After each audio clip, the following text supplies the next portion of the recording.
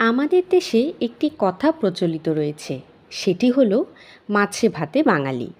আমাদের দেশের বিভিন্ন প্রজাতির মাছ রয়েছে। মাছ আমাদের প্রিয় খাবার।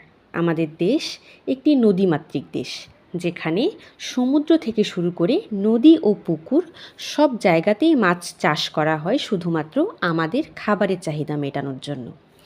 হ্যালো এভরিওয়ান, আসসালামু আলাইকুম। কেমন আছেন সবাই? আশা করি যে যেখানেই আছেন ভালো আছেন। আমিও ভালো আছি, আলহামদুলিল্লাহ। আজকে আমি একটা নতুন রান্না নিয়ে এসেছি। রান্না হচ্ছে পাবদা মাছের ঝোল। পাবদা মাছের ঝোল একটি সুস্বাদু ও জনপ্রিয় পদ, যা বিশেষ করে গরম ভাতের সাথে অতুলনীয়। এটি খুব নরম এবং কাটা বেছে খাওয়ার ঝামেলাহীন মাছ, যা অনেকেরই প্রিয়।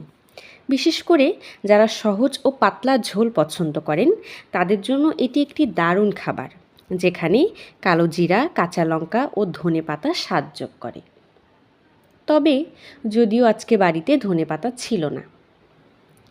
গরম ভাতের সাথে পাবদা মাছের ঝোল, আহা, এ যেন স্বর্গীয় স্বাদ।